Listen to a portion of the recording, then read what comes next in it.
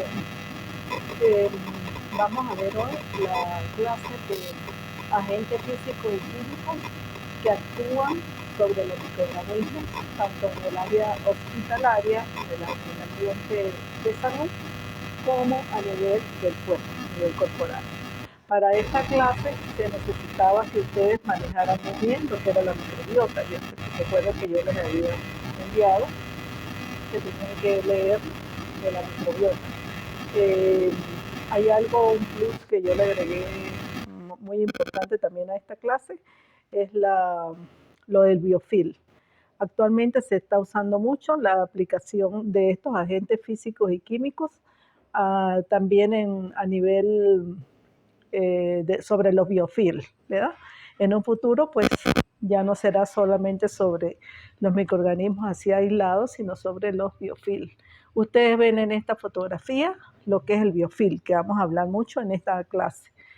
En esta fotografía, pues ven una serie de bacilos, una serie de microorganismos envueltos como en una especie de telaraña, un tejido muy delgado y que simula así como si fuera una telaraña. Estas biofil, desde hace muy pocos años, pues se viene descubriendo que lo están haciendo las bacterias. Anteriormente se hablaba de determinadas bacterias y hoy se habla de una gran lista de bacterias.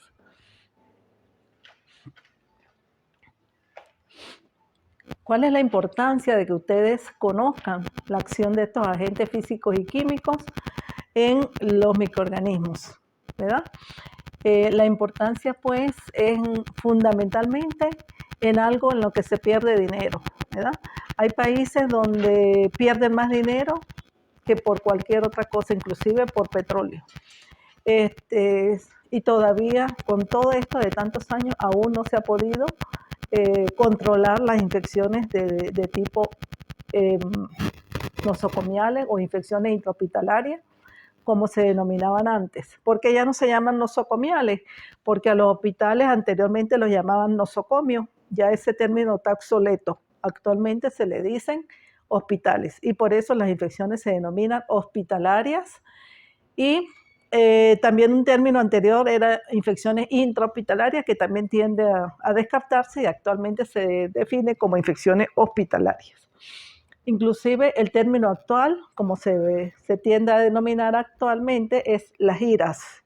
IRAS son infecciones relacionadas a la atención de salud, ¿verdad? Estas infecciones hospitalarias o estas IRAS, ¿verdad? Fundamentalmente nosotros las prevenimos con un adecuado control. Es algo tan sencillo y que ningún hospital todavía toma las riendas sobre esto. Es difícil que los gerentes en salud hagan algo por esto, ¿verdad? El primer objetivo en la eliminación de microorganismos pues será la limpieza. Eso es lo principal. A veces no es tantas cosas que nosotros usemos muy sofisticados, sino la limpieza, ¿verdad? Como vamos a ver.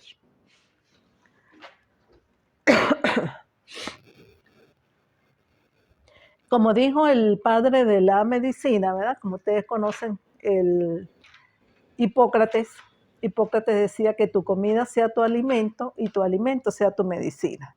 Es decir, que nada debemos estar ingiriendo que nos produzca daño, ¿verdad? Sería lo ideal. Y primero que nada es primum non cere, es decir, primero no causar daño al organismo, ¿verdad? Esto es una cosa que tienen que tener toditos los futuros médicos, ustedes como futuros médicos, que primero que nada no causar daño en el paciente, ¿verdad? Imagínense que siempre que el paciente que ustedes van a atender es su familiar, su mamá, su papá, su hermano, para que no le causen daño. No es ir a hacerle exámenes innecesarios, estudios innecesarios a veces por hacerle gastar dinero, ¿verdad? Las infecciones hospitalarias, la importancia mayor es que son consideradas un problema de salud público a nivel mundial. Las infecciones hospitalarias, también denominadas IRAS, son consideradas el primer indicador de calidad de atención en un hospital.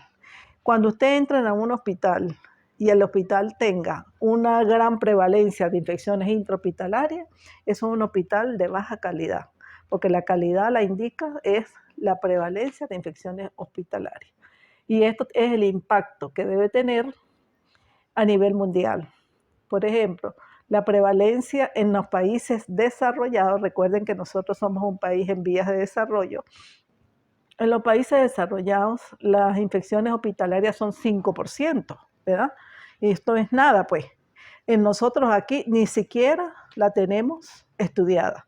Sabemos que hay demasiado porque ustedes entran al hospital y la gran cantidad de infecciones, todos esos pacientes que están allá, imagínense, más del 50% son infecciones intrahospitalarias. ¿Usted cree que se justifica eso? El egreso, el mayor porcentaje de presupuesto de un hospital se va a tratar cosas que deberían ser prevenidas. Entonces, eso estamos trabajando mal, ¿verdad? Por ese lado. Además, la estadía prolongada. Se dice, por ejemplo, que para que un hospital funcione adecuadamente debería tardar máximo 4 días de hospitalización un paciente. Y ustedes ven ahí pacientes de meses. Una costumbre inaudita que yo siempre he criticado, que los médicos hospitalizan los pacientes, que aparte la cama para operarlo dentro de un mes. ¿Se han visto eso? La cantidad de bacterias que hay en un centro de salud las van tomando del medio ambiente, bacterias que son resistentes y multiresistentes, ¿verdad? Entonces, eso es una conducta totalmente inaudita, como que si fuera que el director o el que hace eso pareciera que pasa por encima y no se preocupa nadie de lo que está ocurriendo en el hospital. El hospital de aquí de La Cheula, que yo he criticado mucho, una de las cosas que la mayoría de los directores de hospital pareciera que pasaran así como mirando para otro lado, porque la entrada, no sé si se han dado cuenta, demasiada saliva con chimó en la entrada. Hay paredes donde hay muchísima saliva con chimó. Recuerden que Mérida es un país donde se consume mucho chimó, ¿verdad? Lo utilizan. Esas cosas deberían estar pendientes para prevenir de estas infecciones intrahospitalarias. Es responsable de 1/3 de las muertes a nivel hospitalario, las infecciones intrahospitalarias. Gran costo económico que no se justifica, ¿verdad? Y el problema es que si usted se hospitaliza ahí, pues esa resistencia la va a transmitir también a la comunidad. Siguiente. La historia. Los grandes hitos que hicieron que las infecciones intrahospitalarias comenzaran a estudiarse, porque se sabía que existían, pero no se comenzaron a estudiar. Los grandes hitos que ocurrieron fue desde el año 1818, cuando este gran investigador que se llama el fundador, pues el creador de las infecciones intrahospitalarias, que fue Ignaz Philipp Zengel, que él descubre que en las grandes salas, imagínense cómo era antes que se enseñaba la medicina, uno ve esto pues se horroriza, ¿no? Como se enseñaba anteriormente la medicina. Entraban a sitios donde estaba el cadáver, acá le enseñaban anatomía a los estudiantes de medicina, salían aquí con las manos sucias a atender las pacientes parturientas. Imagínense, ahí de 100 pacientes, una sola era la que no se infectaba. Al fin a este señor se le ocurrió que había que lavarse las manos, porque recuerden que para esa fecha ni siquiera conocían los microbios. Fue después, ¿verdad?, que se investigan los microbios. Y entonces es cuando se empieza el granito que ocurrió, fue ese para prevención de infecciones intrahospitalarias. Luego esta señora que ustedes ven acá, en el año 1820, que fue la fundadora pues, de lo que es el área de enfermería. Ella empieza con todos estos principios de asepsia, de antisepsia, y entonces por eso a ella se le da el nombre de ser creadora de la escuela de enfermería, ¿verdad? Nightingale Florence. Luego vinieron otros, un cirujano, Lister, que fue el creador de lo que es el alcohol y empezó a usarlo en las intervenciones quirúrgicas. Berman también, y no es sino, fíjense, hasta el año 1969, muchísimo tiempo atrás, cuando el CDC de Atlanta, ¿verdad?, inicia los estudios de infecciones intrahospitalarias.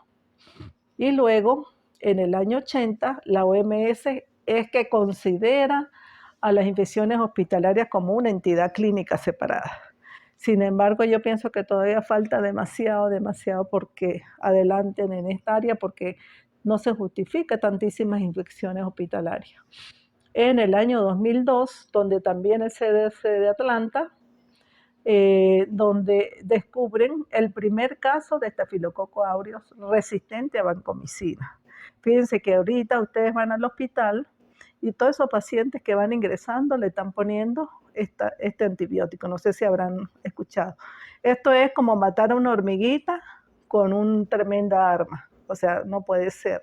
O sea, lo están usando como si fuera de entrada. Entonces, ¿qué pasa? Que cuando ya nos volvamos resistentes a esta medicina, imagínense ustedes, eso va a ser un problema número 1 en resistencia bacteriana para los próximos años.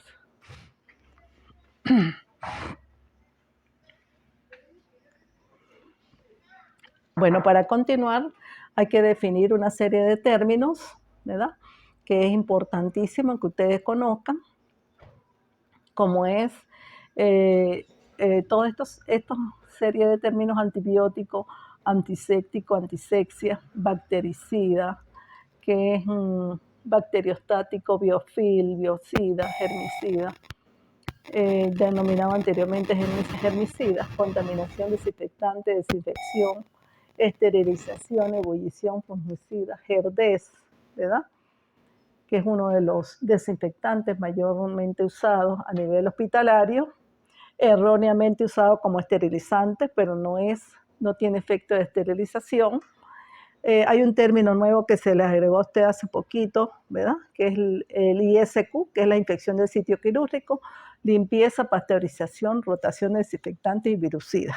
Aquí yo les voy a enviar una guía muy didáctica, muy explicativa de la Universidad en Zaragoza, en España, donde va definiendo toda esta serie de términos y es importante que ustedes conozcan. Eso se van a leer esa guía, se la van a aprender como si fuera el Padre Nuestro, para la gente que es cristiana, ¿no? Se van a aprender esa guía porque esa guía no solamente les va a servir acá para presentar el examen en microbiología y para manejo de términos, les va a servir también para toda su vida como médico. Por eso me pareció muy completa esa guía y yo se la voy a dar al delegado para que ustedes le hagan llegar esa guía. Me acuerdo de hacerla ahora. Para que la copie. Todos estos términos están muy explicaditos en la guía, pero acá, haciendo un resumen de lo que es esto, podemos decir que antisexia es el conjunto de las técnicas, la técnica que se utiliza para evitar la entrada de los microorganismos patógenos al organismo humano. Y los antisépticos serían las sustancias que nosotros usamos sobre tejidos vivos, ¿verdad? Para prevenir la infección. Ellos inhiben el crecimiento y la actividad de los microorganismos. No pierden actividad en presencia de materia orgánica. Es decir, que en todo paciente que ustedes van a enfrentar, hay que colocar un antiséptico. En los antisépticos, como ustedes ven ahí en esa guía que yo les hago referencia, muchos que se pierden del efecto en presencia de materia orgánica. Por eso que hay que siempre liberar de materia orgánica y por eso es que la mayoría actualmente no se utiliza, por ejemplo, la povidona yodada para muchas heridas, ¿verdad? Y el antibiótico se refiere a compuestos producidos por microorganismos vivos, generalmente microorganismos, los cuales tienen propiedades bacteriostáticas o bactericidas. Es decir, recuerdan ustedes cuando vieron farmacología, todavía no la han visto en tercer año, la mayoría de los antibióticos son elaborados a partir de microorganismos, ¿verdad? A partir de bacterias generalmente y de muchos son plantas, ¿verdad? Como por ejemplo también elaborados a partir de hongos. Y muchos de estos microorganismos se ha sacado el compuesto activo y a partir de ahí es que se elaboran la mayoría de los antibióticos. Bactericida es la sustancia que sí causa la muerte de la bacteria. Bacteriostático, del griego estático, significa que está ahí, estático, pero no muere. El bacteriostático es una sustancia que interfiere en la reproducción bacteriana, no produce la muerte de la bacteria, sino que solamente inhibe su crecimiento, inhibe los procesos enzimáticos, ¿verdad? Hay algo que se les ha comenzado ahorita, que yo le digo que de hace poco se está usando mucho acá ese término en medicina, que es el biofil, ¿no? Término biofil, que no es más que comunidades de microorganismos que crecen embebidos en una matriz, en un exopolisacárido y adheridos a una superficie inerte, que puede ser prótesis o un tejido vivo. Esto es muy importante, este término, porque muchas infecciones intrahospitalarias se están relacionando con el biofil. Siguiente. La esterilización del latín sterile, que significa la incapacidad de reproducirse, consiste en la destrucción completa de todos los microorganismos, incluida la forma resistente hasta la forma esporulada. Es decir, cuando ustedes escuchen que un método produce esterilización, por ejemplo, esterilización de bacterias en determinadas sustancias, significa que destruye todo, destruye tanto la forma vegetativa como la forma esporulada, y también destruye virus, sobre todo los virus que son desnudos, que son los más difíciles de destruir, y también los hongos. La desinfección es un proceso físico-químico, solamente la usamos sobre superficies inanimadas, superficies no vivas, para destruir la forma microbiana, excepto de las esporas. Es decir, que un desinfectante, la mayoría no son esporicidas, no destruyen esporas. Esporicidas, todo agente químico que puede destruir esporas. Ebullición es un proceso de calentamiento en un medio líquido a temperatura de 100 grados con el objetivo de destruir los microorganismos patógenos, es decir, la mayoría de las bacterias mesófilas. Contaminación es la existencia de microorganismos patógenos sobre las superficies corporales, ya sea de objetos inanimados como pisos o paredes, así como en otros elementos tales como agua. Es decir, que el individuo, cuando es el ser humano, no se habla de contaminación, sino es para cosas inertes, cosas inanimadas.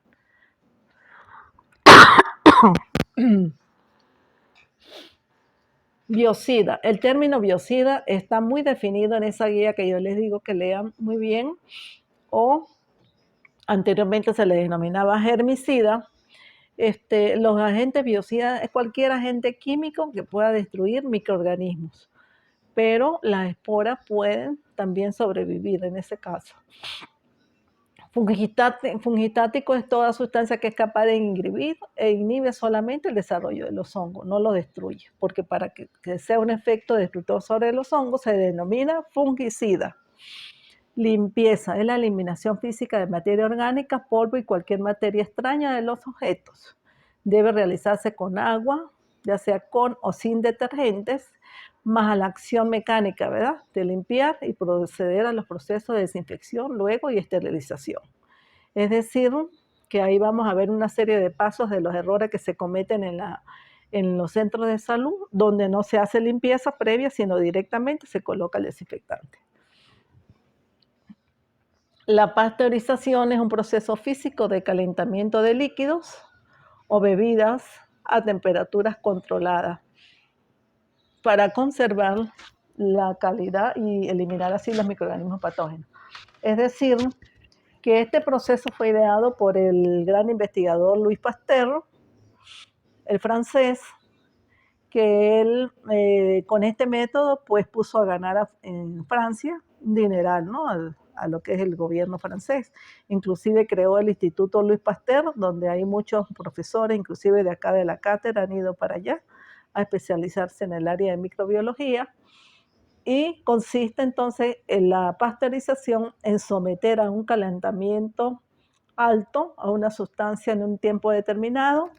Inicialmente se usaron los lácteos, después se usaron los jugos, quesos, es decir, todos los días nosotros consumimos cosas pasteurizadas, todos los días nosotros necesitamos de este método. Y luego el calentamiento brusco y luego el enfriamiento brusco, y esto se envasa rápidamente. ¿Qué se quiere hacer con esto? Este es el método que se denomina pasteurización, que puede ser lenta y rápida. La pasteurización ahorita la utilizan mucho, sobre todo aquí en Venezuela, en vista de que prácticamente pues la leche pues ha sido casi muy costosa, ¿verdad?, para comprarla. Entonces la mayoría de la gente la compra y ellos mismos la pasteurizan, pero Esas serían como pasteurizaciones de tipo muy rudimentarias, ¿no? Lo que realiza la gente. La pasteurización como tal es llevar los líquidos a temperaturas muy altas, 62.8 grados, por 30 minutos, y luego el enfriamiento brusco, ¿verdad? Igualmente la rápida. Con esto se quiere no perder las propiedades organolépticas de los alimentos.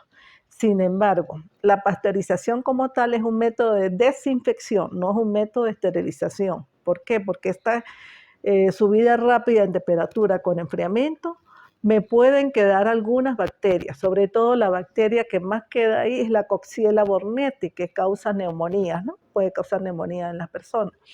Y que causante de la fiebre Q. Estas neumonías a veces son producidas entonces por alimentos, ¿verdad?, mal pasteurizados.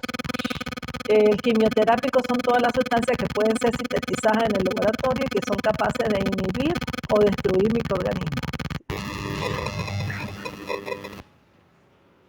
Desinfectante, recuerden que el desinfectante es cualquier sustancia que podemos usar, pero sobre material o sobre superficies que son de tipo no vivas, ¿verdad? Superficies inanimadas. Dentro de esto, el principal es el cloro, desinfectante de amplio espectro que destruye tanto bacterias, virus, esporas, ¿verdad? Pero en menor cantidad. Nunca usen el cloro con detergente. Por ahí ustedes ven en el comercio el cloro jabonoso. No sé si han escuchado eso. El cloro jabonoso es mezcla de cloro con jabón. En la parte médica se dice que no se debe usar con detergente porque disminuye mucho su efecto, ¿verdad? Pierde actividad. También en presencia de materia orgánica, por lo cual debe estar muy limpio. El glutaraldehído también se utiliza de amplio espectro y pierde actividad en presencia de materia orgánica. Otros términos, bactericida es sustancia que destruye bacterias, anteriormente se denominaba pues germicida.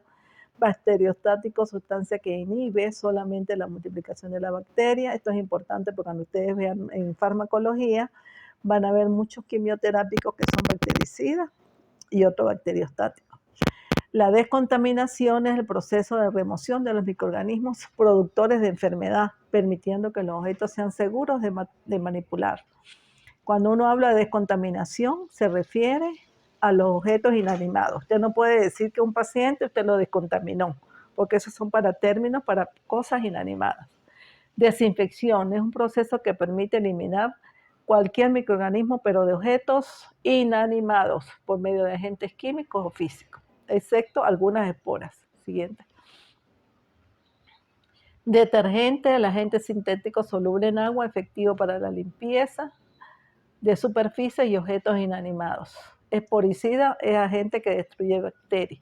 Esterilización es la destrucción total de cualquier forma de vida microbiana.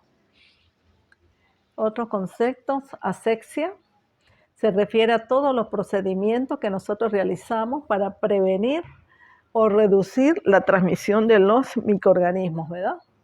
Esterilización es el proceso que conduce a la destrucción de todos los microorganismos presentes en un lugar o material, ya sea por medios físicos y químicos. Lo importante es que ustedes recuerden que cuando algo está estéril, algo está esterilizado, significa que usted destruyó todo, hasta las esporas.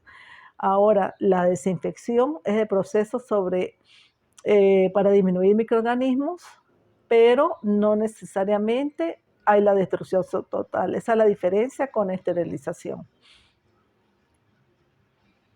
Hay un término que se está usando mucho ahorita, que es la infección del sitio quirúrgico o ISQ.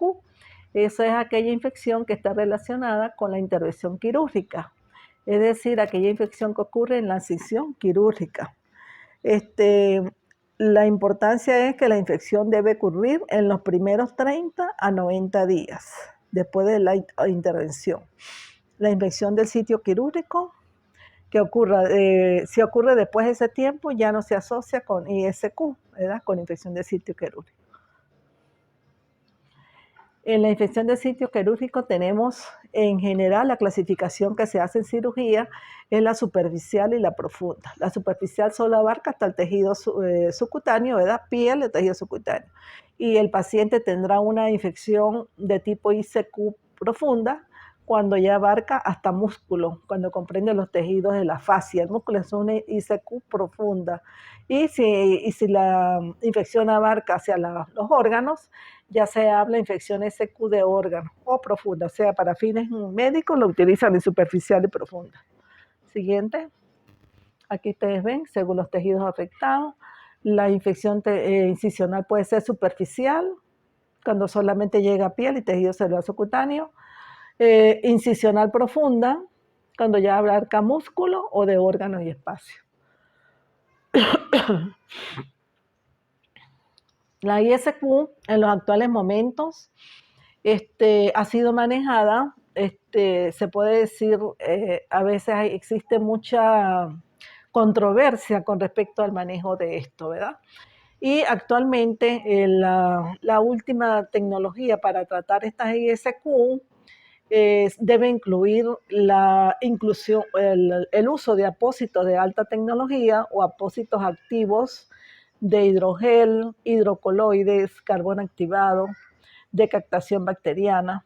Es decir, es importante que ustedes conozcan los apósitos de alta tecnología o apósitos activos. Es importante porque siguen realizando las heridas, la cura la están realizando como el método antiguo, el método arcaico. A veces usted va para el hospital, ni siquiera conocen los apósitos de alta tecnología ni apósitos activos. También con el equipo de curación avanzada y la denominación de curación en ambiente húmedo, que incluye el uso de estos apósitos de alta tecnología, y ha resultado en una disminución realmente admirable en la evolución de estas heridas, ¿verdad? Estas heridas del ISQ.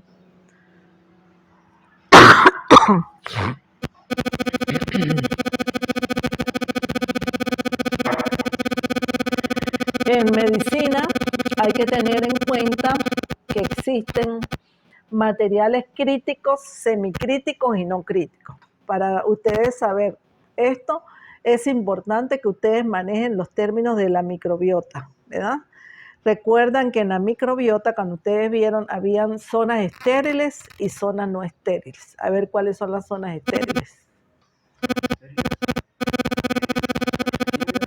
¿Ah?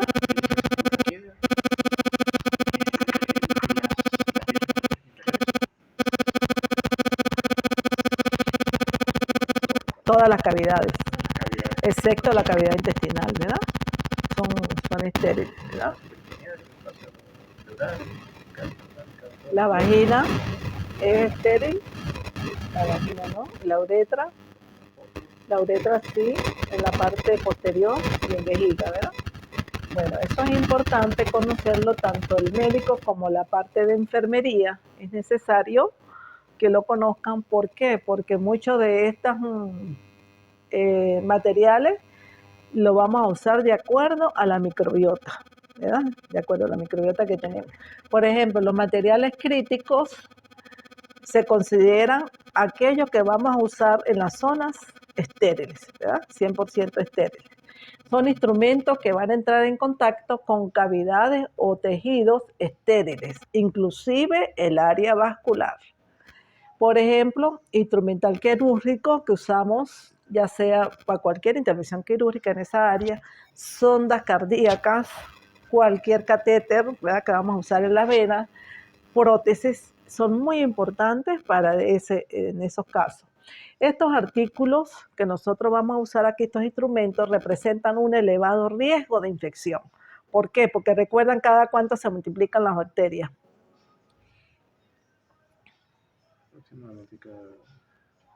¿Ah? Depende de la familia de bacterias. Ajá, pero en general, así, panorama.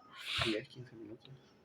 20 minutos. Cada 20 minutos la mayoría de las bacterias se multiplica. Imagínate que entre una bacteria en el área vascular, equivocadamente, que usted esté poniendo un catéter y diga, no, este paciente no se va a contaminar, vamos a dejarlo así porque Eso es mentira, eso no se va a contaminar. Cada 20 minutos se multiplica la bacteria. Imagínense la cantidad, porque ellos se van dividiendo. ¿Por qué mecanismo? Por fisión binaria. Entonces van dividiendo y dividiendo. Imagínense en un ratico la cantidad de bacterias que tenemos, ¿verdad? Entonces eso es importantísimo porque estas zonas deben estar, son estériles, entonces no debe entrar nada, absolutamente nada a esa área. Esos son materiales críticos y eso hay que explicárselo a veces en enfermería, ¿verdad? Hay zonas de materiales críticos donde es un riesgo. Si a usted se le cae un catéter, ¿verdad? Como ha pasado a veces en hospitales y en grandes clínicas, que van a usar un catéter y se les cae un catéter que van a colocar, por ejemplo, en la vía sanguínea, hay que botarlo, así cueste lo que cueste. Hay catéteres que cuestan de 5 hasta 10 millones de bolívares y eso hay que botarlo porque es un riesgo, ¿no? Entonces empiezan y lo colocan y ahí es donde existen las infecciones. Es peor, o sea, primero la vida del paciente, ¿verdad? Primo no ceder, no dañar al paciente. Luego viene el área de materiales semicríticos, que se consideran semicríticos. Son todos los instrumentos que pueden entrar en aquellos sitios donde puede haber cierta microbiota, cantidad, pero muy mínima, ¿verdad? Como por ejemplo los tractos respiratorios que tenemos, como usted dijo, pues la parte inferior debe haber 0 bacterias en la parte del aparato respiratorio inferior, ¿verdad? Genital puede existir en la parte anterior de la uretra, sobre todo en la uretra femenina. En el caso de el hombre, también la uretra anterior puede estar contaminada, ¿verdad? Por ejemplo, equipos de asistencia respiratoria, anestésica o equipos endoscópicos. Estos equipos deben recibir, en estos casos, desinfección de tipo DAN, de alto nivel, ¿verdad? Por ejemplo, pasa lo siguiente, como le estoy dando al área de enfermería también esta clase, pasa lo siguiente, es muy frecuente que las pobres mujeres parturientas llegan a la sala de parto y a veces esos muchachos con tanta guardia que han tenido, tanto agotamiento, tanto cansancio, entonces a veces llegan dormidos en la madrugada, digo enfermería porque la mayoría eso le toca a la enfermería, ¿no? Excepto de que sea un médico y esté en un área clínica privada, después que no tenga más nadie que le ayude. A veces con el sueño que tienen, entonces van a introducir la sonda y se equivocan y no la introducen en la uretra, sino la colocan en la vagina. Entonces del sueño que tiene, pues se dan cuenta y la sacan de ahí y la introducen arriba en la uretra. Imagínense la cantidad de bacterias, eso sucede mucho. Entonces hay que estar pendiente de todo eso y supervisando, ¿verdad? Siguiente. Después vienen materiales no críticos, son cualquier instrumento que se vaya a colocar sobre cualquier piel. La piel está contaminada. ¿Recuerda qué bacterias tenemos nosotros en la piel? A ver. La principal es Staphylococcus aureus epidermis. Aureus en las narinas y epidermis en toda la piel, o también denominado coagulasa negativo, ¿verdad? También tenemos cándidas, ¿verdad? Ajá. Entonces, todos esos instrumentos que usábamos sobre la piel intacta requieren de un nivel de desinfección menor, porque tienen microbiota, ¿verdad? Está presente la microbiota ahí. Requieren una limpieza adecuada, secado y en algunas ocasiones desinfección de bajo nivel. Por ejemplo, la ropa de cama, incubadoras, colchones, bidés, orinales, todo eso necesita son áreas no críticas, esfigmomanómetros, ¿verdad? Lo que hacemos para también la tensión arterial. Da grima a veces que uno llega al hospital, pareciera que el área de enfermería no está pendiente de eso, ¿verdad? No sé si se han fijado unos tensiómetros todos llenos de sangre, o sea, no saben que en una gotica de sangre la cantidad de virus y bacterias que pueden existir. No hay nadie que se ocupe de lavar eso ni de limpiarlo, ¿verdad? Y eso va transmitiendo las infecciones intrahospitalarias. Por ejemplo, la ropa de cama, ¿cada cuánto hay que cambiar la ropa de cama? Cada 72 horas máximo. Eso es importantísimo, ¿verdad? Claro que allá en el hospital, pues eso, si no la lleva el paciente, pues no hay más, ¿no? Pero para las clínicas y eso, en general se cambian en un plazo de 2 días, ¿verdad? El séptico, el concepto de séptico es la existencia de microorganismos o de sus toxinas en áreas que normalmente no lo poseen. Ahora sí vamos a entrar al estudio de los agentes físicos y químicos que actúan sobre las bacterias, ¿verdad?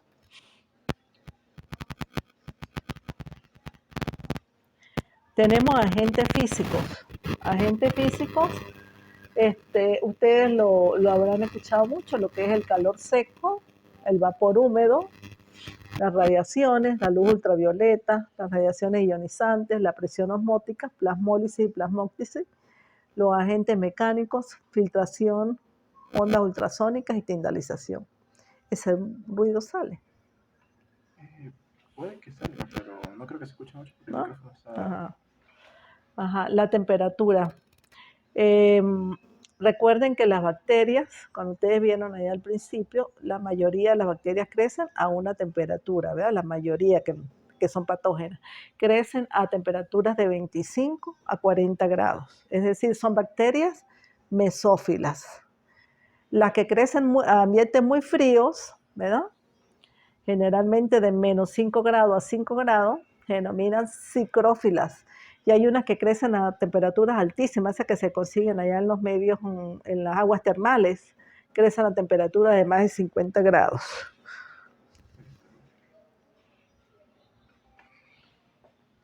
El calor, podemos decir que nosotros podemos destruir bacterias por el calor, la ebullición. Pero la ebullición, no es un método de esterilización, es un método de desinfección. Hervir algo a 100 grados, cualquier cosa, no estamos 100% seguros de que quedó estéril, sino está desinfectado. ¿Por qué? Porque pueden haber quedado alguna bacteria o alguna espora ahí. Pasteurización tampoco es un medio de esterilización, sino de desinfección, porque recuerden que es un brusco calentamiento de la sustancia con brusco enfriado. Y luego el vapor o calor húmedo a presión, que sería el autoclave, ¿verdad? Mediante el autoclave. Luego tenemos el calor seco y el frío, que es muy importante para la temperatura que debemos tener en los quirófanos, porque parece que a los médicos se les olvida, ¿verdad? Cuánto debe estar la temperatura del quirófano, se les daña el aire y todo, y siguen igualmente así, haciendo operaciones y todo como que sin nada, ¿verdad? O sea, no tienen idea del riesgo de esto para el paciente, para que se contamine. La acción de la temperatura sobre las bacterias. Entonces tenemos que el calor. ¿Qué hace el calor en las bacterias? Produce una desnaturalización de todas las proteínas, ¿verdad? E inactiva las enzimas esenciales. En la membrana, entonces la colapsa, membrana plasmática. El frío que hace, inactiva las enzimas, inactiva los ribosomas, las bacterias no se pueden entonces multiplicar, y además afecta el transporte de nutrientes en la membrana plasmática. Siguiente. La pasteurización, decíamos que es un método de desinfección. Fue creado por el investigador Louis Pasteur, y en honor a él es que se denomina pasteurización. El calentamiento a altas temperaturas y el enfriamiento brusco, esto hace que las bacterias mueran. Esto es importantísimo que ustedes lo tengan presente. A veces ustedes van a llegar a los centros de salud donde tienen que cultivar bacterias, ¿verdad? Tienen a un paciente con meningitis o un paciente con sepsis. Entonces, ¿qué hacen? La mayoría de la enfermería o el médico pide un cultivo, la enfermera lo saca ya de la nevera, porque parece que todos los medios ahora lo están metiendo en la nevera, yo no sé con qué fin, porque creen que es igualito lo de la casa, ¿no? Que tiene que conservarse todo en un refrigerador. Entonces, fíjense lo que hacen, y lo he visto hacer, sacan los medios de allá del refrigerador, lo traen para acá, colocan el líquido cefalorraquídeo, ¿verdad? Ahí, suponiendo que estén cultivando para una meningitis. Imagínense el shock térmico que se produce de allá para acá. Estamos destruyendo las bacterias. Estamos haciendo como lo que sería una pasteurización invertida, ¿verdad? De frío a calor. Entonces ese cambio hace que no crezcan las bacterias, pero no es que porque el paciente no tenga bacterias, sino que estamos haciendo las cosas mal. Recuerden que la medicina es como cuando usted está construyendo un edificio. Las bases principales las estamos estableciendo nosotros acá en el área básica, en medicina. Lo importante no es cuando ustedes llegan al hospital, como creen ustedes, que ay, estoy apurado por llegar al hospital porque allá es donde está lo máximo. No, allá hay demasiados errores, demasiadas cosas que no se deben hacer. Entonces, aquí lo principal, la estructura del edificio, es las áreas básicas, nosotros, ¿verdad? Es un método que no altera el alimento, ¿verdad?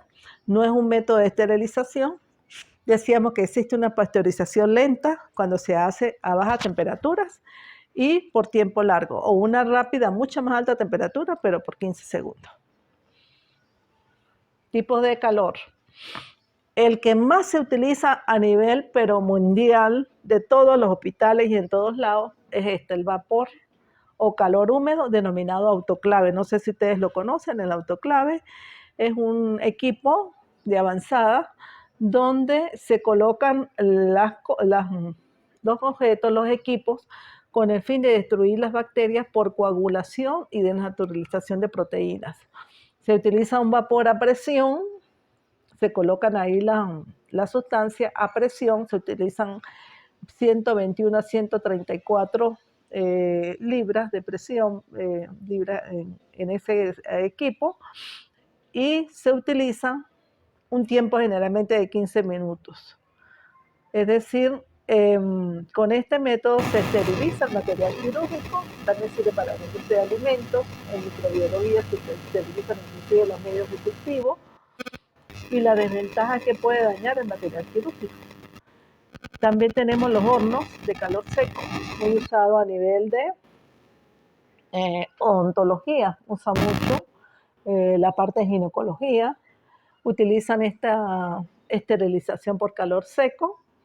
Depende del tiempo que tú introduzcas el material a esterilizar, entonces será, por ejemplo, si es 1 hora, se tiene que colocar a mayor temperatura, menor tiempo. Si es menor temperatura, 121 grados, tienen que ser 16 horas. La mayoría utilizan el primero y el segundo, ¿no? 171 grados por 1 hora. Los que utilizan los hornos secos bien utilizados, ¿verdad?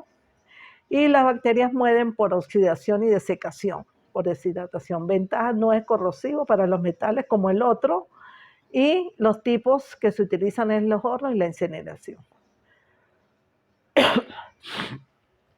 Otro mecanismo que también utilizan algunos es las radiaciones ionizantes que inducen formación de iones y radicales libres que alteran las bases de ácido nucleico y de las proteínas.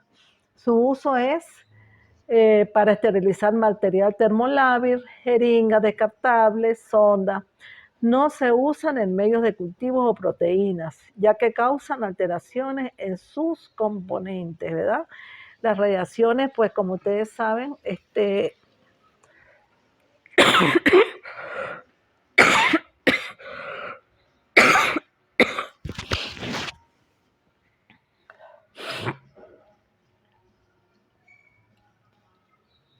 afectan, la mayoría de las radiaciones afectan el ácido nucleico. Las radiaciones, por ejemplo, ultravioleta, alteran el DNA, forman dímeros de pirimidina que induce errores en la duplicación y pérdida de viabilidad de la célula. Es decir, son penetrantes y se usan para superficie. El riesgo de usar las radiaciones, pues como todo lo que es las radiaciones, ya sean ionizantes o ultravioleta, es por el riesgo de mutaciones genéticas, ¿verdad? Inclusive todavía uno ve en sitios de salud donde está un paciente contaminado y luego le colocan la lámpara de luz ultravioleta con fines de supuestamente desinfectar el medio. Pero ya vamos a ver algo. Siguiente.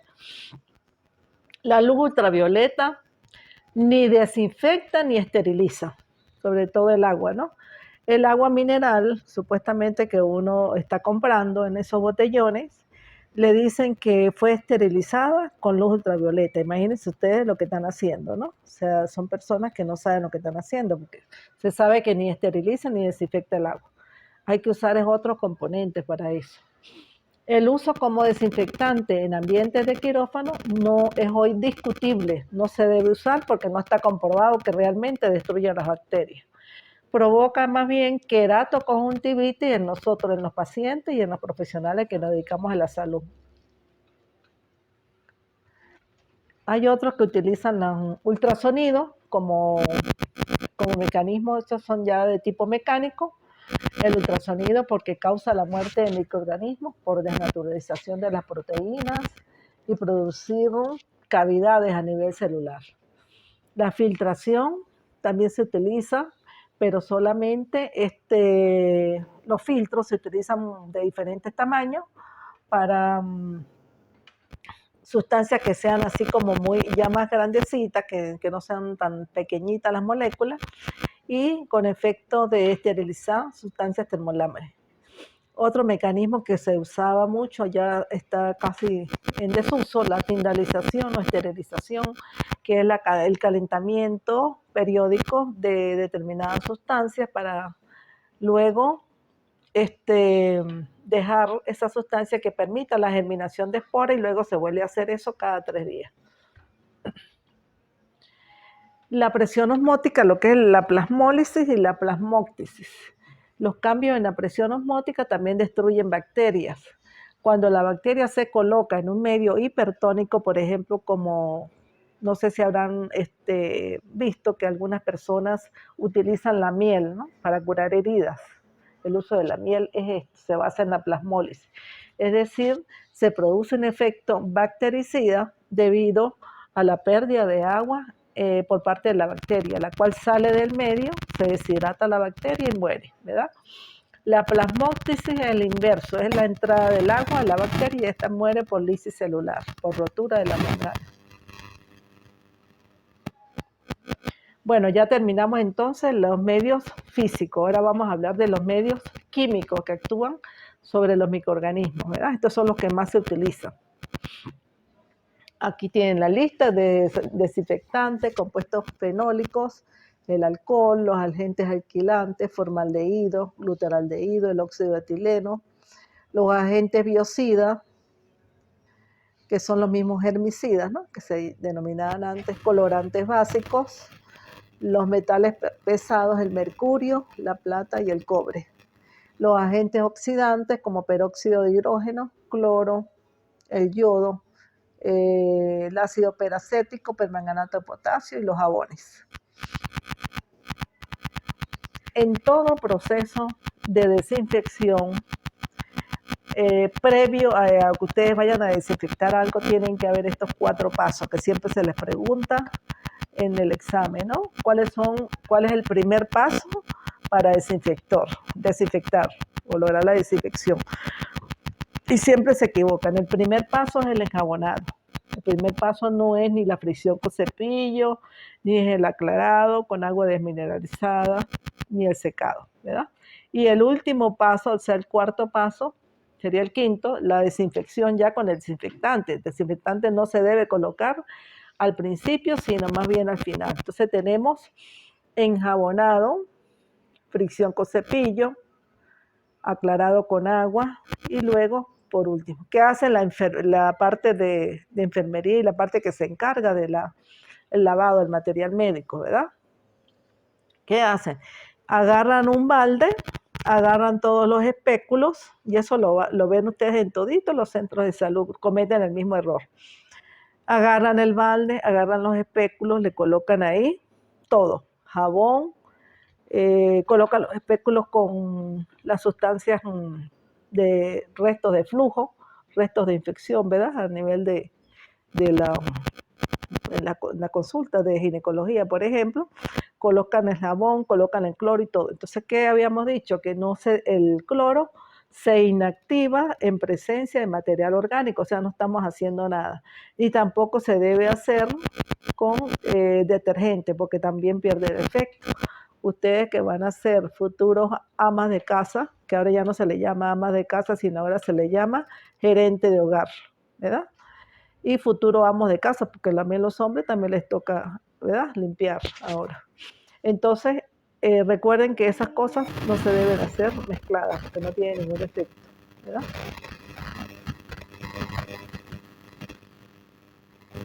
Los desinfectantes se basan la eficacia en diferentes cosas, como por ejemplo la cantidad de microorganismos presentes. Mientras exista menos, podemos usar menor cantidad de desinfectantes.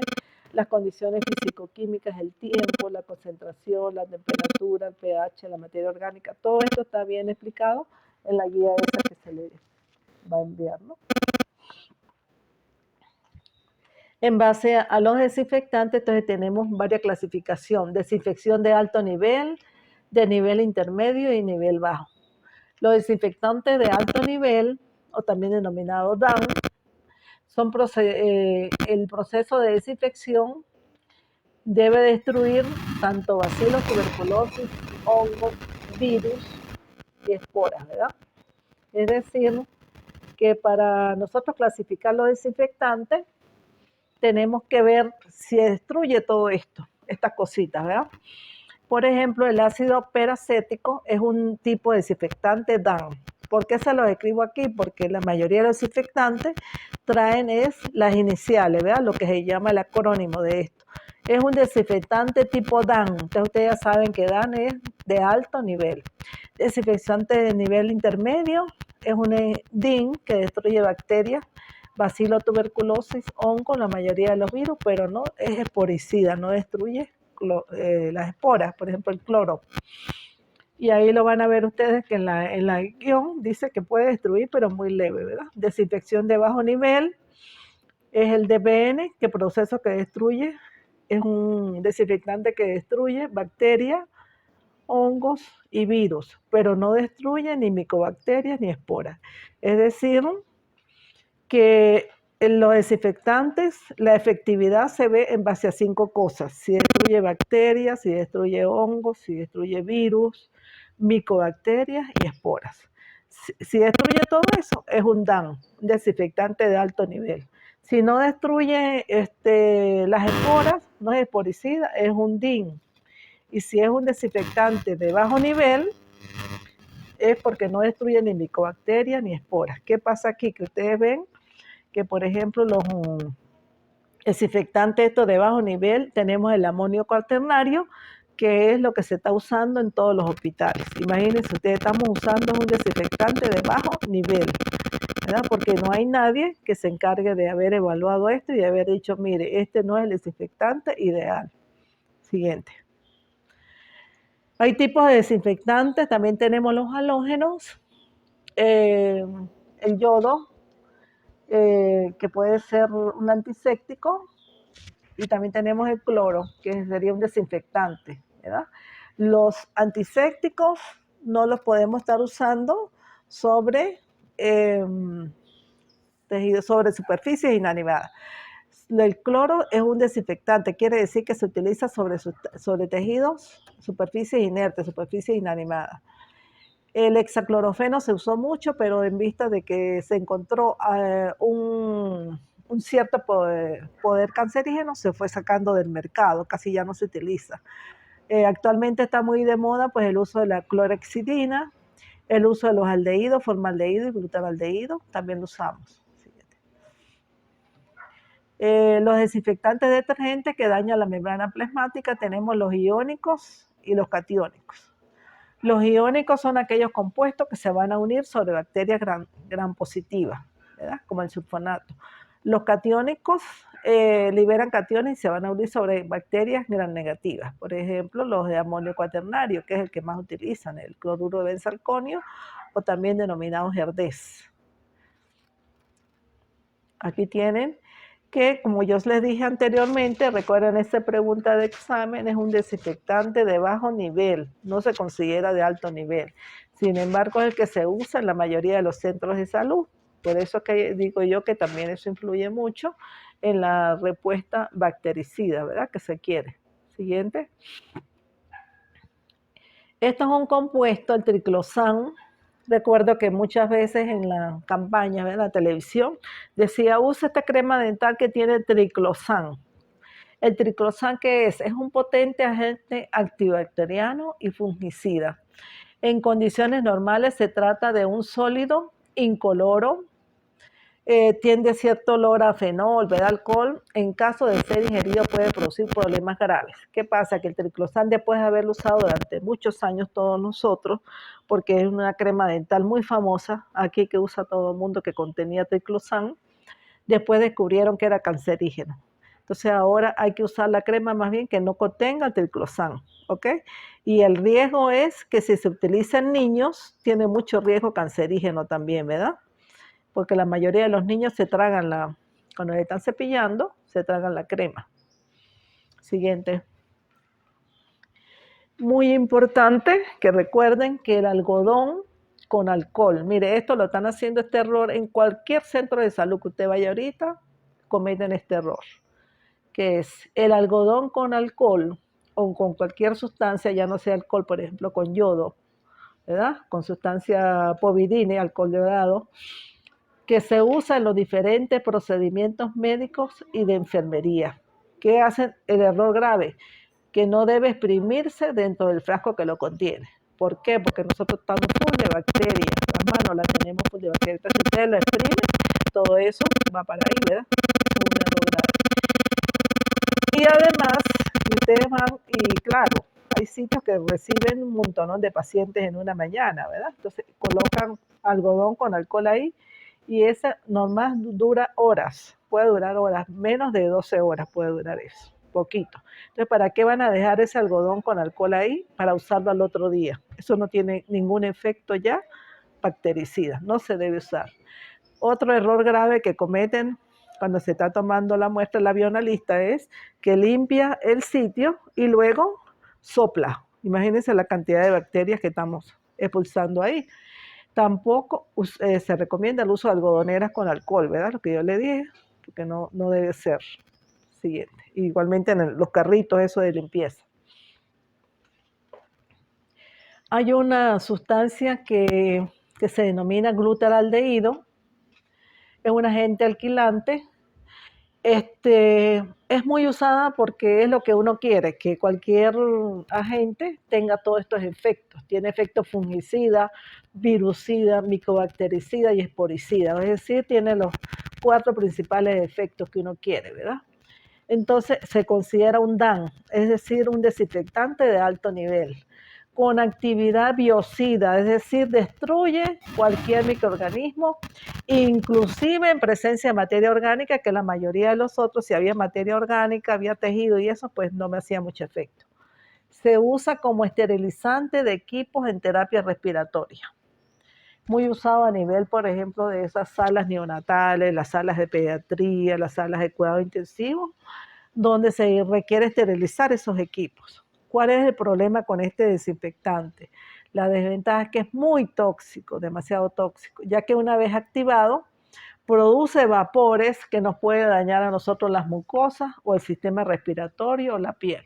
Por ello deben usarse en ambientes demasiado ventilados y con protección personal. Eso no lo hacen, la gran mayoría de las personas no lo hacen, ¿verdad?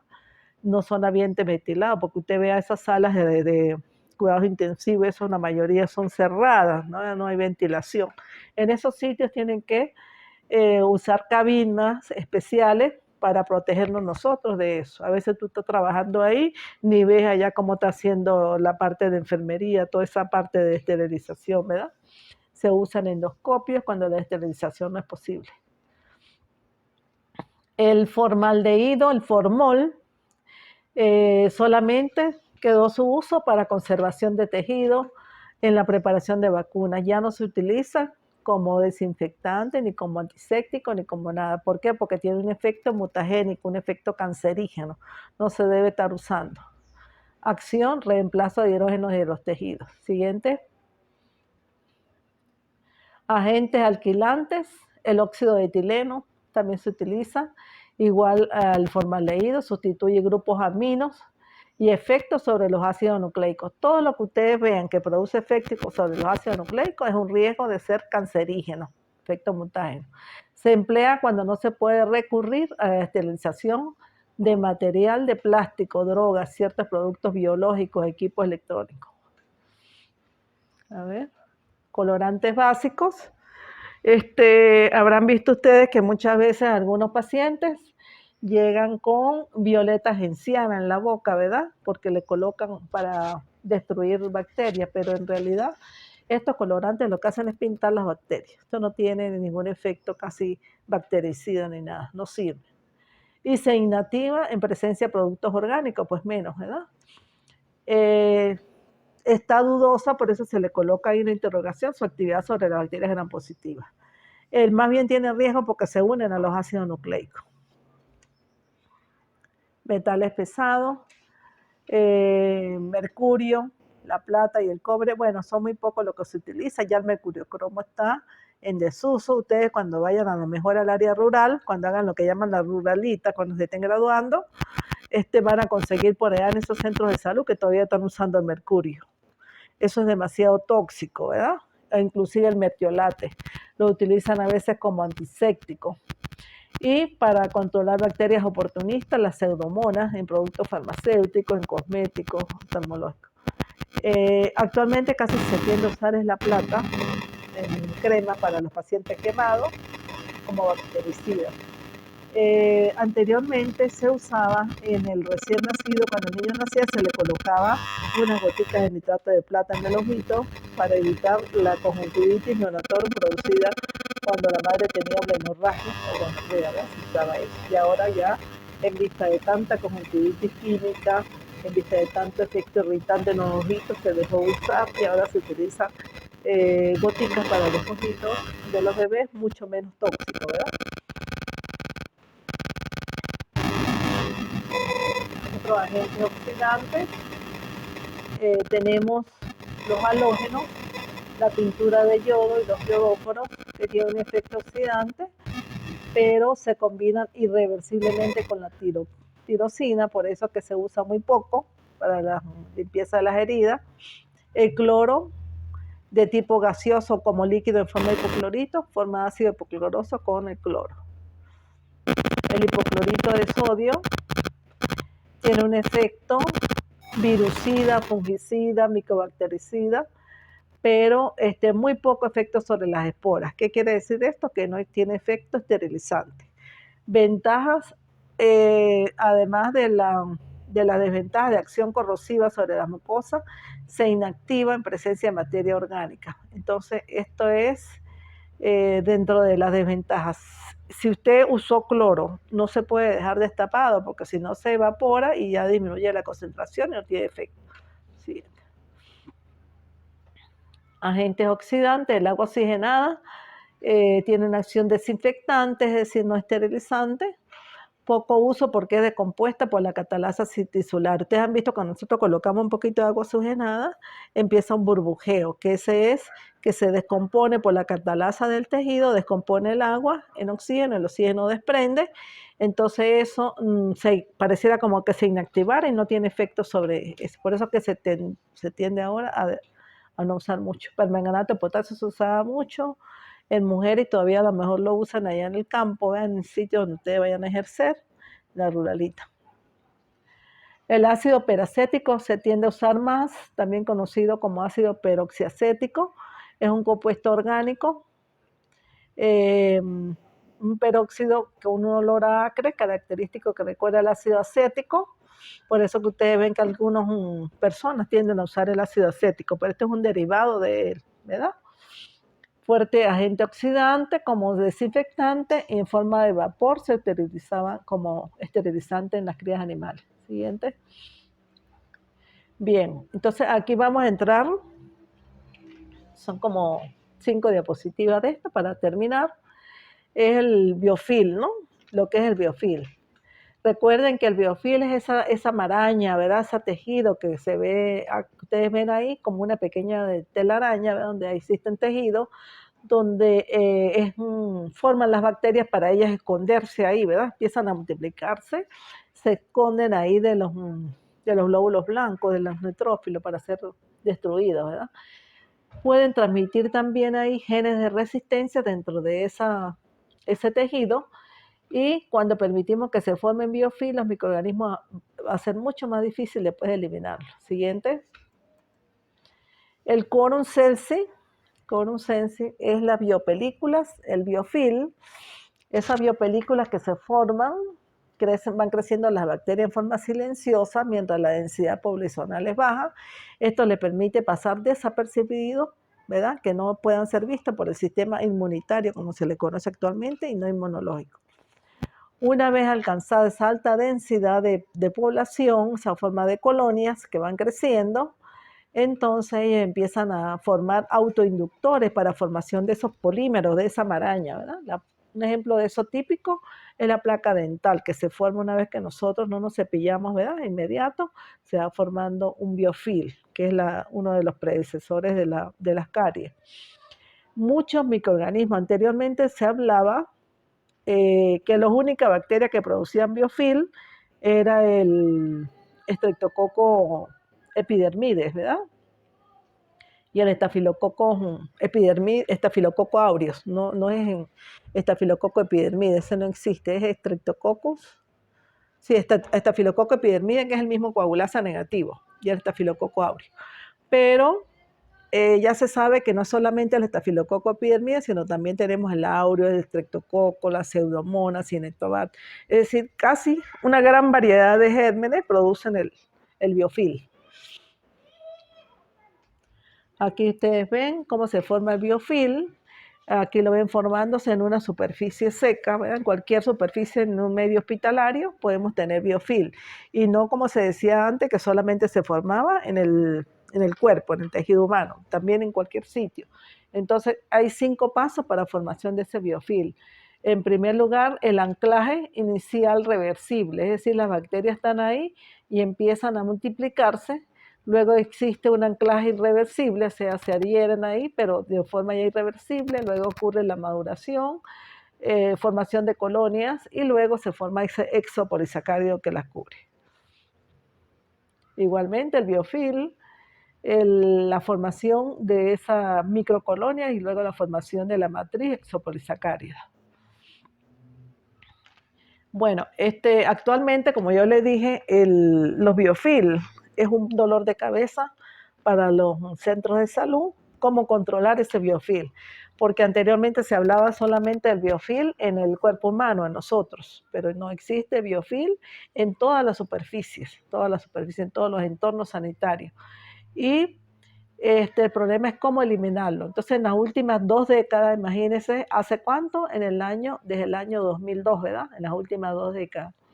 Se ha puesto de manifiesto que las bacterias no las vamos a conseguir solitas por allá en el ambiente, ¿verdad? Sino que ellas están trabajando siempre en forma de comunidades microbianas, con un sistema organizado más típico, creciendo adheridas a superficies y embebidas en esas grandes matrices extracelulares. A estas estructuras se les denomina entonces biofilm. La investigación emergente, es decir, lo que se está haciendo ahorita es analizando por qué algunos brotes parecen imposibles de resolver, ¿verdad? Muestra que los biofilm entonces de la superficie están presentes en hasta 95% de la superficie desinfectada. Es decir, usted llega a un centro de salud y cree que todo está desinfectado, pero el 95% de esas áreas pueden tener biofilm. Los biofilm persistentes en la superficie seca desempeñan un papel importante para la aparición de IRA, es decir, infecciones respiratorias asociadas a salud, en comparación con los biofilm de superficie húmeda, y la bacteria, los biofilm de superficie seca son inclusive más tolerantes a todos los desinfectantes. El quórum es esa formación de esa capa, ese exopolisacárido entre las especies, permite entonces que una variedad de bacterias se comuniquen ahí, ¿verdad? Y inclusive hay mezcla de resistencia. Las bacterias entéricas presentes en el microbioma, es decir, ¿recuerdan lo que era el microbioma? Es el grupo de bacterias que se encuentran en determinado sitio, ¿verdad? A nivel del organismo. Ellos coordinan ese comportamiento y luego, desafortunadamente, ese quórum entre especies no siempre beneficia a los humanos, sino también algunas bacterias se coordinan entre sí para producir mucho daño a nosotros. Siguiente. Bueno, el biofilm, ustedes van a cualquier centro de salud y ven con qué limpian para desinfectar, con cloro. Y fíjense el efecto del cloro en los biofilms. Aquí esto se les trae para que vieran. Después del tratamiento con hipoclorito de sodio, los biofilms se volvían altamente abiertos. Es decir, recuerden que el cloro no entra cuando existe materia orgánica. Entonces, más bien, lo que hace es sembrar microorganismos en el medio ambiente, va destruyendo lo que es la parte esa de los biofilms y los va más bien diseminando. Peor, la materia orgánica inactiva los desinfectantes, ¿verdad? Y más como se hace aquí, ¿verdad? Aquí es un desastre completo. Llegan en emergencia, un paciente ya con sangre y todo eso contaminado, entonces llega la persona con el coleto, le echa un chorrito de cloro, cuando hay, porque la mayoría de las veces es agua, y luego, listo, ya está limpio, dicen ellos, ¿verdad? Entonces las matrices, es decir, ese tejido de los biofilms, que se compone principalmente de materia orgánica, eso lo destruye el cloro y lo que hace es diseminar más bien las bacterias. Siguiente. En busca de una forma más efectiva de combatir esos biofilms, los investigadores recurrieron a un desinfectante mucho más efectivo que el cloro, que sería el ácido peracético. Se está usando mucho a nivel de Europa. Es un desinfectante oxidativo que la materia orgánica no lo inactiva. Se utilizan incluso las toallitas de cleaner. Siguiente. Esto es un resumen de todos los desinfectantes. Ustedes lo leen en su casa, cómo es cada uno en el efecto, ¿verdad? Hay un cuadrito que está inclusive muy complementario con esto, que está ahí en la guía que yo les doy.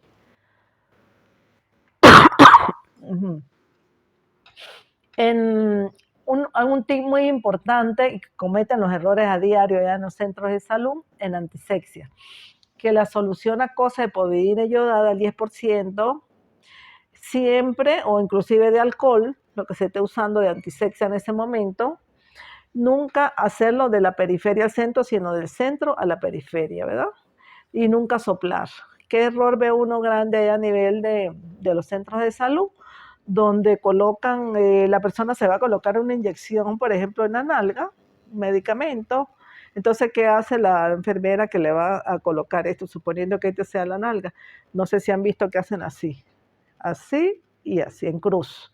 Arrastran todas las bacterias que están aquí a nivel de la zona interglútea, la pasan para acá y luego hacen la cruz y en el centro donde colocan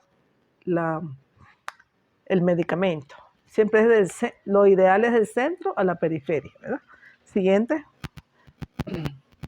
El uso correcto de los antisépticos. La limpieza debe aplicarse siempre antes de aplicar cualquier solución antiséptica. La mayoría de los antisépticos son inactivados por la materia organizada o la materia orgánica. Antes de aplicarlo es importante lavar la zona siempre con algún jabón, después el lavado siempre enjuagar y nunca mezclar antisépticos de diferentes tipos. Importante respetar el tiempo de acción de cada antiséptico. Nunca debe retornarse un antiséptico. Por ejemplo, la otra vez nos llamaron a nosotros allá en el departamento porque no sabían qué hacer ya en el área ahí de neonatología. Tenían una gran cantidad de pacientes sépticos, había mucha infección y entonces una de las cosas que se analizaron fue que la camarera cuando iba y limpiaba, pues todo ese cloro que le sobraba lo volvía y lo colocaba en el mismo frasco, ¿verdad? Imagínense. Evitar siempre la contaminación del cuello del envase. Cuando estamos haciendo algo, nunca tocar los bordes, ¿verdad? del frasco del antiséptico. Nunca debe contactar con la gasa, sino más bien colocarlo así, vertido directamente sobre el tejido. Y siempre colocar la fecha de caducidad, porque a veces son frascos que tienen ahí tiempo que ya no sirve, ¿verdad? Siguiente. Bueno, esto es un caso clínico.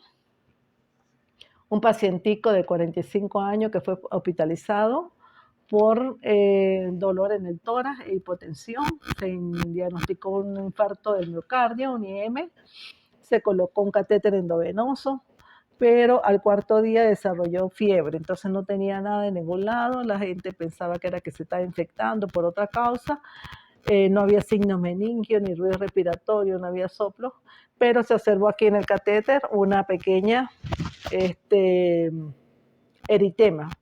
Y en ese eritema pues se sospechó entonces bacteriemia por catéter. Se procede a realizar el hemocultivo de cada vena enterocubital del catéter venoso y se hace cultivo de punta de catéter, ¿verdad? En ese caso se extrae el catéter. La hematología reveló que había una leucocitosis a predominio de neutrófilos, se administraba antibióticos. Todos los cultivos resultaron positivos para estafilococo aureus. En este caso lo que ocurrió entonces fue una infección intrahospitalaria por el manejo del catéter, que no tenían que haberlo retirado, ya era el cuarto día. Ajá, este es un caso que yo manejé, este casito, fui a verlo, tuvo un accidente en una moto, el paciente tenía una herida fue hospitalizado en el HULA en noviembre y tenía una herida que no cicatrizaba. En los cultivos salían estafilococo aureus resistentes. Sin embargo, fíjense que ¿qué es lo primerito que usted piensa con una herida, con un exudado? Eso es un biofilm que se instaló ahí y están las bacterias, ¿verdad? En esa gran araña que yo les digo aquí. Entonces lo que había que manejarlo fue muy mal llevado, por cierto, por el médico que lo estaba tratando. Inclusive le decía que abriera las capsulitas de los antibióticos y que se la colocara ahí. Ajá, un tratamiento y que fuera todos los días para él hacerle la cura. Ya estaba desde diciembre cuando yo lo vi, casi 2 meses en ese cuento y con una tremenda herida y infectada, muy infectada estaba. Se le hizo la limpieza y se le comenzaron a aplicar los apósitos, que yo les digo, apósitos de alta gama o apósitos de avanzada, donde este paciente inclusive lo estaba manejando con cura de esas antiguas, de arcaicas, curas que se colocan grasas secas y lo que ustedes por ahí, por llevada, o inclusive con alcohol. Y un error grave que tenía ahí esa paciente, que el mismo médico le decía que se hiciera la cura en la casa. Entonces, yo lo volví a recultivar, ayudó a estafilococo aureus, y luego lo empecé a tratar con apósitos de alta gama. Eso es importante porque ustedes se están formando y no es posible que uno vaya al hospital y que no conozca ni siquiera qué es un apósito de alta gama, ¿verdad? Entonces esos apósitos tienen la facilidad de que usted cada 4 días, en vez de hacer cura diaria, hace cada 4 o 5 días, son efectivísimos para cerrar las heridas, ¿verdad? El servicio de salud es responsable de asegurar que los trabajadores de salud estén libres de enfermedades. Eso se denomina bioseguridad. O sea, no solamente que los pacientes no se contaminen, sino nosotros, que somos los trabajadores de ahí, evitar que nosotros nos contaminemos. Siguiente. ¿Qué es la bioseguridad? Entonces, el conjunto de principios, normas, protocolos, tecnología y prácticas que se implementan para evitar el riesgo para la salud y para el medio ambiente que proviene de la exposición a agentes biológicos causales de enfermedades infecciosas, tóxicas o alérgicas. Esto es la autoevaluación que yo le estoy haciendo ahora a los muchachos. Cada uno va respondiendo. En su casa, si tienen alguna duda, por favor me consultan, pero con esa guía tan completa que yo les di ahí, más lo que le doy acá, porque tenía tiempo que no se les daba así tan completo, ¿no? Se les da, esto inclusive, esto es para 2 clases, esto es demasiado extenso. Y esto es algo tan importante que, bueno, pues ya debería haber una asignatura más bien especial para puro estudiar esto, ¿ok? Fíjate, dentro de esto le mando a averiguar cómo actúan los jabones, ¿verdad? Recuerden que eso actúan sobre la tensión superficial, ¿verdad? Cómo actúa la miel, que ya hablamos, ¿verdad? Por plasmólisis o proplasmosis, ¿verdad? Cómo actúan los apósitos de alta gama, eso que yo les hablo, ¿verdad? Van revisando cuál es el sitio ideal donde deben colocarse los cepillos dentales en el baño. ¿Dónde lo colocan ustedes? ¿Ah? ¿Dónde lo colocan? ¿Al lado del lavamanos? ¿Por qué no se deben colocar afuera, sino adentro de los gabinetes? ¿Por qué? Lo que queda en el aire. Al dispararte la poseta, se disparan todas esas bacterias y si ustedes viven varios en un sitio, ¿verdad? Es peor porque todas esas bacterias son multiresistentes y se van adhiriendo ahí al cepillo. Nunca debe estar afuera. Y si es posible, individual, ¿no? No todos así, porque eso se mezcla. ¿Cuál es el medio de esterilización más usado en los hospitales? ¿Cuál era? Amonio cuaternario. El de esterilización, Esterilización autoclaves. el autoclave. ¿Cuál es el medio de esterilización más usado en odontología? Calor seco. Ajá, calor seco, y también utilizan el autoclave, muchos. ¿Cuál es el desinfectante más usado en hospitales, en los pisos? Ese es amonio cuaternario, que no debería El ser. desinfectante en los pisos, El desinfectante, claro. el cloro, ¿verdad? Porque el otro es para utilizar para el instrumental médico, ¿verdad? El medio utilizado más es desinfectante y no esterilizante. Ese es un error garrafal que estamos usando en todos los centros de salud. Nombre un desinfectante con efecto espericida. ¿Cuál? El cloro tiene, pero una parcial, como lo van a ver ahí en la guía esa, tiene una crucecita nomás. El ácido peracético. Ajá, sería el ideal. ¿Cuál es la diferencia entre microbiota y microbioma? Microbiota es la población de bacterias que están en zona específica, las bacterias, y microbioma es las bacterias relacionadas unas con otras y con todo su entorno. ¿Cómo? Revisa eso. Así se lo dieron. Así ¿Por qué usted no me manda la... ¿Usted no la tiene en la clase? la profesora... ¿No la dio? O sea, la dio, pero no facilitó después. Microbiota es todos los microorganismos que tenemos. Y microbioma es lo que están localizados en determinada área, ¿verdad? Porque con eso tiene un enredo la gente, lo investiga. Otros dicen que no, que microbioma es cuando es con la parte genética. O sea, eso está empezando ahorita a definir esos términos. ¿Qué es la cinta testigo?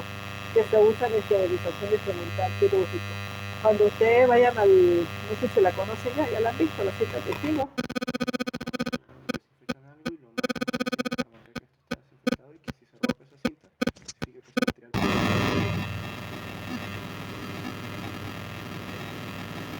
Ay, ¿qué más? Depende del color. Si sale la cinta tiene que cambiar de color. Por ejemplo, si es verde, cambiar a negro. Si no cambió, significa que no quedó estéril. Sin embargo, yo ahorita, como veo cómo están los hospitales y todo, yo creo que ni cinta testigo tendrán, ¿verdad? Ajá. En nuestro cuerpo hay zonas donde no existe microbiota, así ya la vimos que era zona estéril. Bueno, ¿alguna pregunta? Al final le puse un pensamiento del... Ah, no, esto es la limpieza ambiental hospitalaria, es algo más que pisos brillantes, ¿verdad? Usted entra a un hospital y porque tiene los pisos brillantes cree que está todo limpio. ¿Sería así o no? ¿Qué pasa ahí?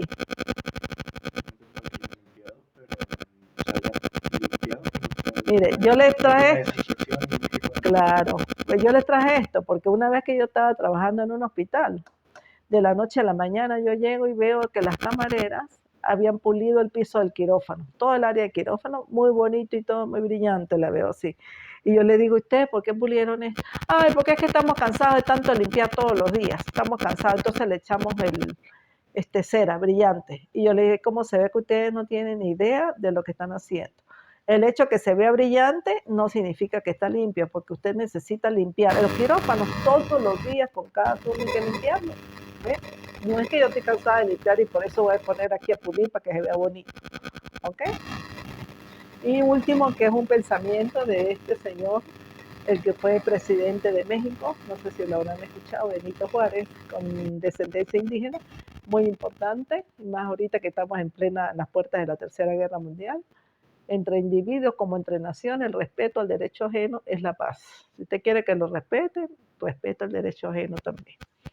Bueno, cualquier pregunta, pegue un grito. Vamos a